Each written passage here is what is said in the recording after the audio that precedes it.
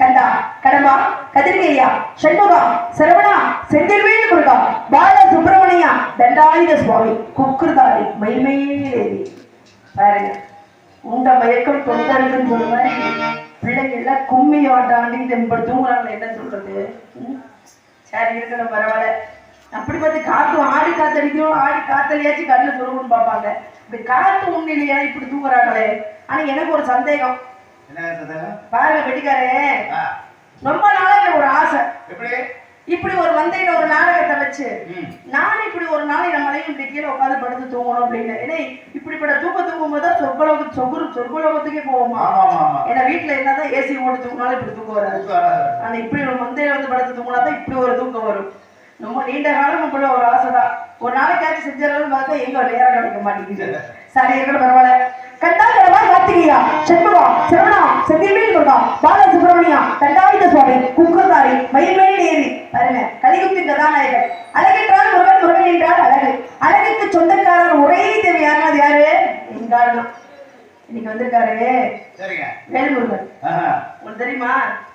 நீங்களா யாராவது பாத்துருக்கீங்களா? நீங்க ஆளுக்காரு மிருதங்காரு அண்ணன் தாவத்துக்கிற நீங்க பாத்துருக்கீங்களா? ஏன்னா எனக்கு மட்டும்தான் அவர் கண்ணுக்கு தெரிவார். கடவுளை மட்டுமே வருவார், நிஜத்துல வர மாட்டார். அதனாலதான் 5 வயதிலேயே அரியாபுரத்திலே பிச்சோட குறைந்து முருகப்பெருமான் அழைத்துக் கொண்டு வந்துட்டு இருக்கோம். முருகா முருகா முருகா முருகா கந்தனுக்கு, கடம்பனுக்கு, கார்த்திகேயனுக்கு, சண்முகனுக்கு, சராசரனுக்கு, செந்தில்வேல் முருகனுக்கு யாரும் ஒரு சொல்ல மாட்டாரா? இல்ல சாப்பிட்டோம்ல, அது மட்டன் பிரியாணி சிக்கன் பிரியாணி அடிச்சு வெளுத்தீங்க. கத்தனுக்கு, கடம்பனுக்கு, கார்த்திகேயனுக்கு, சண்முகனுக்கு என்ன வட்டி செட்டு போகுது என்னன்னு தெரியல. இப்படி அரோகரா சொல்லி என்ன ஆகிறது? ஆமா சரி இடம். இதை கலியுகத்தின் கதாநாயகன். அழகு என்றால் முருகன், முருகன் என்றால் அழகு. அந்த அழகு முருகனை வணக்கி விட்டு மற்றவரை திருப்பரங்குன்றத்தில் நீ சிரித்தாய் முருகா, திருத்தணிமலை மீது எதிரொலிக்கும் திருப்பரங்குன்றத்தில் நீ சிரித்தாய் முருகா, திருத்தணிமலை மீது எதிரொலிக்கும் திருச்செந்தூரிலே திருமுகத்தாய்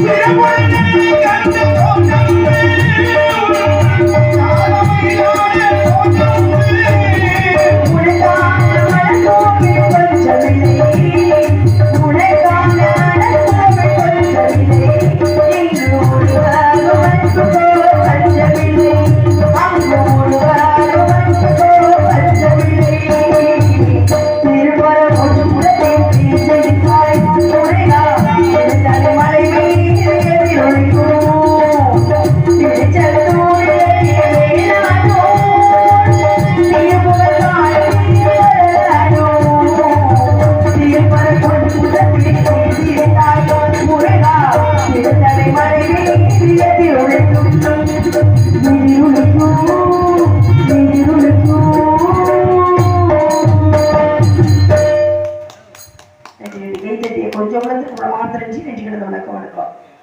அகிலாண்ட கூடி பருவனாகிய ஈரேழு பதினாத்தி வாழக்கூடிய ஆதிவரா சக்தியே, தினத்தார் உழைத்து வாழும் அனைத்து மக்களையும் கட்டி காப்பத்தரும் தாயே பராசக்தி அம்மா, மேல்மருவத்தில் வாழக்கூடிய ஆதிவரா சக்தியும், திருச்சியில் வாழக்கூடிய அம்மா சமயபுரத்தாலும், காஞ்சிலே காமாட்சி, காசியில விசாலாட்சி, கொல்லக்குடியிலேயே வெற்றுடையா ஹாடி, காரைக்குடியிலேயே முத்துமாரி, ஆனால் நம்ம மதுரையிலேயே தூங்கா நகரம் போல மீன் போன்று தூங்காமல் ஆட்சி புரியக்கூடிய அம்மா மீனாட்சி. மீனாட்சி வணங்கின என்றால் மந்தையம்மன், மாரியம்மன், வீரவாடியம்மன், முத்து மாரியம்மன், கரு மாரியம்மன், சின்ன ஓங்காளியம்மன், பெரிய ஓங்காளியம்மன், பகவதி அம்மன், முத்தாளம்மன், மந்தையம்மன், மாரியம்மன், இப்படியாப்பட்ட அம்மன்கள் எல்லாம் வணங்கணும். இல்லையே ஒரே வடிவத்துல இந்த அங்காளம்மன். அங்காளம்மா எங்கள் செங்காளம்மா,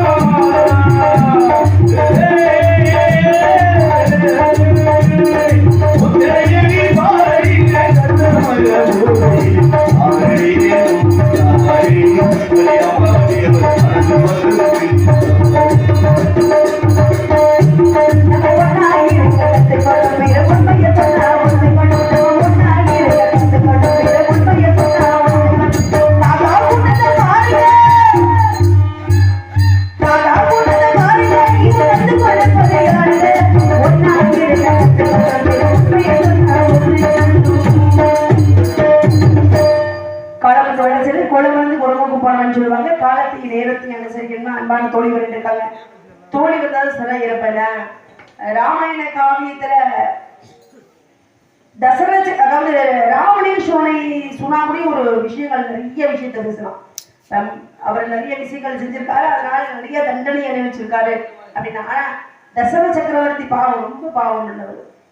உங்களுக்கு தெரியும் ராமாயண காவியத்தை பத்தி இப்படி அழகா சொல்றீங்க அப்படின்னா அது முழுமையான கதையை உங்களுக்கு தெரிஞ்சனாலதான் சொல்றீங்க. எல்லாமே எல்லாத்துக்கும் தெரியாது, சில பேருக்கு தான் ராமாயண காவியத்தை பத்தி தெரியும். தசரத சக்கரவர்த்தி என்ன, அவர் ஒரு மன்னனாக பிறந்தாரு. பட்டத்தரசி 63,000 மனைவிகள் அவருக்கு பட்டத்தரசி. ஆனா அரசிகள் மனைவிகள் 63,000, ஆனா பட்டத்தரசிகள் 3 பேர் தான், கோசலை, கைதேயி, சுபத்திரை. அவர் என்ன பண்றாரு, முதலாக போருக்கு போறார். போருக்கு போகும்போது தன்னோட மனைவியாகப்பட்ட கைதேயி கூப்பிடறார். ஏன்னா இந்த போருக்கு போகும்போது நானும் கூட வரேன்னு சொல்லி. அப்ப என்ன பண்றாரு, போருக்கு போகும்போது அச்சாணியாகப்பட்டது கலண்டு கீழே விழுந்தது. விழுந்த காரணத்தினால என்ன பண்றாரு, பார்த்தாரு அங்க கைதேயி என்ன பண்றா, தன்னோட கணவன் உயிரை காப்பாற்றணுமேன்னு சொல்லி அச்சாணிக்கு பதிலாக கட்டவரனை சொருவி தன்னோட கணவனை காப்பாத்தினான். அப்ப கணவன் என்ன பண்ணணும், சாரி மனைவி தானே காப்பாத்தினா, இதற்கு என்ன வரணும்னு கேட்கணும். அம்மா அப்பதான் கேட்டார், அம்மா என் உயிரை காப்பாற்றா, ஒரு பூலோகத்தில் பிறந்த ஒவ்வொரு மாநிலமும் கணவன் மனைவினா கணவனுக்காக மனைவி வாழணும், மாணவிக்காக கணவன் வாழணும். இதில் எதுவுமே எதிர்பார்த்து வாழக்கூடிய ஒரு சம்பந்தமே கிடையாது புருஷன் முன்னாடி. அப்படிப்பட்ட கணவன் என்ன பண்றாரு, அம்மா என் உயிரை காப்பாத்தின, உனக்கு என்ன வர வேண்டும் கேள்வி கேட்க, என்ன வர வேண்டும் கேள்வி கேட்கிறார். அப்பதான் அவர் சொல்றாரு, யாரு கைதேயி சொல்றா, இப்ப எனக்கு எந்த வரம் வேண்டாம், எனக்கு வேணுங்கிற நேரத்துல நான் கேட்டு வாங்குறேன்னு சொல்றா. யாரு, கைதேயி. நான் எனக்கு எப்ப தேவையோ அப்ப அந்த வரத்தை வாங்குறேன். அப்பதான் என்ன பண்றா, விடுஞ்சா பட்டாபிஷேகம், யாருக்கு, ராமனுக்கு பட்டாபிஷேகம் சூடணும்னு அங்க அரண்மனையில பேசி கொண்டிருக்காங்க. அப்ப அந்த கூனியந்திர மாந்திரம் என்ன பண்றா, நேர குசுல வைக்க போறா. இல்ல கைதேயிக்கு சொல்றா, நீ பெத்தவள் பரதன் இருக்கான், ஆனா ராமனுக்கு விடுஞ்சா பட்டாபிஷேகம் சூட்ட போறாங்க, இந்த ராமனுக்கு பட்டாபிஷேகம் சூட்டக்கூடாது அப்படின்னு சொல்லவும் உடனே கைதேயி என்ன பண்றா, நேர தசரதத்துக்கு மத்தி கூட அரண்மனைக்கு போறா. கணவனை பார்த்து கேட்கிறா, விடுஞ்சா பட்டாபிஷேகம் ராமனுக்கு கிடையாது, ராமனுக்கு பட்டாபிஷேகம் சூடக்கூடாது, என் மகன் பரதனுக்கு மட்டுமே சூழணும், இந்த நாட்டை ஆளக்கூடிய தகுதியை என் மகன் பரதனுக்கு மட்டுமே வேணும் சொல்லு. அப்பதான் நான் தரமாட்டேன், என் மூத்த மகன் ராமன் இருக்கும் போது இளைய மகன் பரதனுக்கு எப்படி கொடுக்க முடியும், எதையுமே ஒரு குழந்தை பிறந்த நாட்டுக்கு அரசு அப்படின்னா மூத்த பிள்ளைக்கு தான் இருக்கணும். அப்ப 2வது பிள்ளைக்கு 3வது பிள்ளைக்கு அப்புறம் தான் கிடைக்கும், முதல் பிள்ளைக்கு கிடைச்சதுக்கு அப்புறம் தான். ஆனா கிடையாதுன்னு சொல்ல. அப்பதான் கேட்கறேன், இதெல்லாம் நான் நல்ல ஒரு விஷயம் நினைச்சுட்டு என்ன பண்றா, புருஷனை கூப்பிட்டு கேட்கறா, எனக்கு ஒரு வரம் கேட்டீங்கல்ல, வரம் என்ன வரம் வேணும்னு கேட்டீங்கல்ல, இப்ப அந்த வரத்தை கேட்கறேன் குடுன்னு சொல்லு. என்ன வரம், உங்க உயிரை காப்பாற்றின ஒரே காரணத்தினால் எனக்கு ஒரு வரத்தை கொடுத்து கேளுங்க, எனக்கு இப்ப வேண்டாம்னு சொன்னேன், வேணுங்கிறப்ப வேணாம், அப்ப இந்த வரம் இப்ப எனக்கு வேணும், என் மகன் பரதன் நாட்டை ஆள வேண்டும், ராமன் காட்டை ஆள வேண்டும் சொல்ல. வேற வழி இல்ல, பொண்டாடி கேட்டவங்க புதுசு என்ன பண்ணிட்டாரு, முற்பலை விளையும் பிற்பகல் தானே விளங்கும் மாதிரி முன்னாடி தெரியாம அவர்கள் கொடுத்த ஒரு வரத்தினால இப்ப அந்த வரத்தை கேட்டுட்டாலே அப்படின்னு என்ன பண்றாங்க, கடைசியாக தசரத சக்கரவர்த்திக்கு கொள்ளி வைக்கக்கூடிய பிள்ளை இல்லாத நேரம் ஆயிடுச்சு. என்னாச்சு, ராமனை காட்டுக்கு அனுப்பிச்சு விட பரதன் நாட்டுக்குள்ள இருக்க. அப்ப ராமன் காட்டுக்கு போனோம்னா தசரத சக்கரவர்த்தி இறந்து விட்டார். பெத்த தகப்பனுக்காக அந்த ஈம காரியம் கூடி செய்ய முடியாமல் தசரத சக்கரவர்த்தி இறந்து விட்டார். அதான் முற்பனை விளையும் பிற்பகல் தானே விளங்கும். எதை யோசிச்சு சொன்னாலும் எதை செஞ்சாலும் யோசிச்சு செய்யறவன் அறிவாளி. ஆனா அந்த சக்கரவர்த்தியாகப்பட்டவன் தன்னோட மனைவிக்காக ஒரு வரத்தை கொடுத்தார். அந்த வரம் தேவைப்பட்ட நேரத்தில் அவர் கேட்டு வாங்கணும். இது நீங்க கேட்ட கேள்விக்கு ஒரு சின்ன ஒரு உதாரணம். சரியா இருந்தா ஏத்துக்கோங்க. கைத்தட்டின் உடலுக்கு உற்சாகம். 2வது என்னன்னா, நான் சொல்ல போற விஷயத்த உங்களுக்கு ஏற்கக்கூடிய தன்மை இருக்கணும். இன்னும் நிறைய இருக்கு.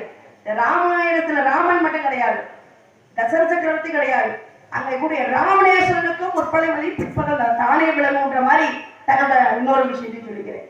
ராமணேஸ்வரனுக்கு ஏன்னா அவன் அடுத்தவன் மனைவி மேல ஆசைப்பட்டான்.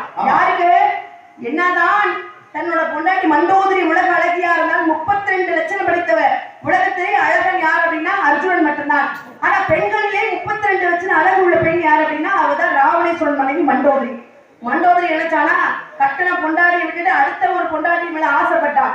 ஆசைப்பட்ட காரணத்தினால் என்னாச்சு, ராமன் வனவாசம் போகும்போது அங்க சீதை மேல கையை ஆசை வைக்க அப்ப முடிஞ்சது கதை. அதோட தசரவர்த்தியோட ராமன் அடிச்சான். அடுத்த பொண்டாட்டி மேல ஆசைப்பட்டதுனால இவன் அடிச்சு செத்தான். அதனாலதான் உலகத்துல இன்னமும் பாத்தீங்கன்னா இப்ப தப்பா இலையை மூட்டி அந்த அமர்த்தியர்களே கொஞ்சம்